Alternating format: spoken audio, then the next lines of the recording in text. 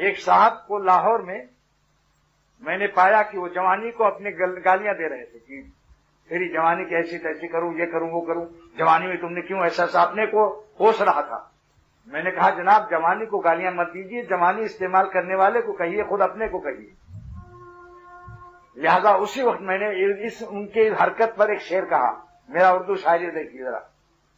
اے عالم شباب تجھے کیوں برا کہوں، اے عالم شباب تجھے کیوں برا کہوں، میں ہی برا تھا ورنہ تیرا کیا قصور تھا۔ اے عالم شباب تجھے کیا برا کہوں، میں ہی برا تھا ورنہ تجھے کیا برا کہوں، میں ہی برا تھا ورنہ تیرا کیا قصور تھا۔ بخاری شریف کی حدیث ہے کہ جو جوان اپنی جوانی کو اللہ تعالیٰ کی عبادت و فرما برداری میں استعمال کر لے، قیامت کے دن اس کو عرش الہی کا سایہ ملے گا۔ اب آپ بتائیے، یہ بھی تو جوانی ہے، لیکن جوانی کو اللہ تعالیٰ کی عبادت میں استعمال کرے تو عرش کا سایہ ملے، اور جوانی کو غلط استعمال کر دے تو ضائع برباد ہو جائے گی، اس کی عادتیں خراب ہو جائیں گی، ساری زندگی رونا پڑے گا۔ اس لیے میرا شعر سن لیجیے، کیونکہ جوانی مٹی کے کھلونوں میں مشغول ہونا چاہتی ہے۔ جب انسان جوان ہوتا ہے تو مٹی کے کھلونے، حسین لڑکے، حسین لڑکیوں کے چکر میں شیطان مبتلا کرتا ہے۔ اس لیے میرا شعر ہے، کسی خاکی پہ مت کر خاک اپنی زندگانی کو، کسی خاکی پہ مت کر خاک اپنی زندگانی کو، جوانی کر فدا اس پر کی جس نے دی جوانی کو۔ مٹی کی عورت، مٹی کے لڑکے جتنے بھی نمک اور حسن والے ہیں، ان پر اپنی زندگی کو ضائع مت کرو۔ یہ مٹی مٹی میں مٹی ہونے والے ہیں، اور تمہاری مٹی بھی مٹی پر مٹی ہو کر مٹی قیامت کے دن پیش ہوگی۔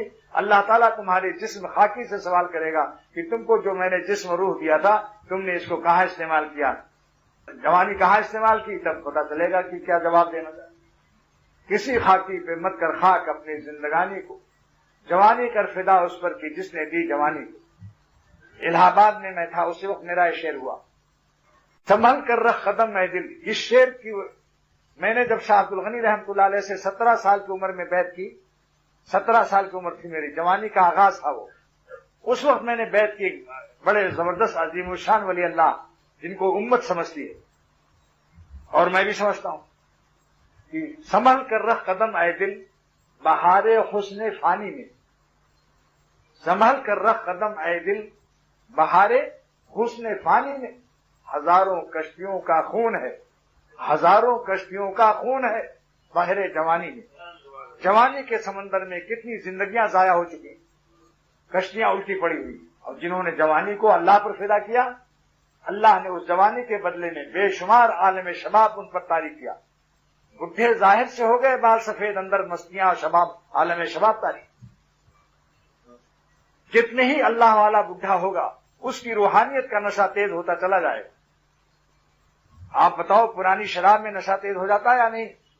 تو اللہ والوں کے دل میں جو محبت آسمانی شراب کا ہے، آسمانی، اس محبت کا نشہ تیز ہوتا چلا جاتا ہے۔ اس لیے بڈھوں کو یہ مت سمجھو، اللہ والا اگر بڈھا ہے تو سمجھ لو اس سے بہت تیز والی ملے گی، پرانی ملے گی، نشہ اس کا تیز ہوگا۔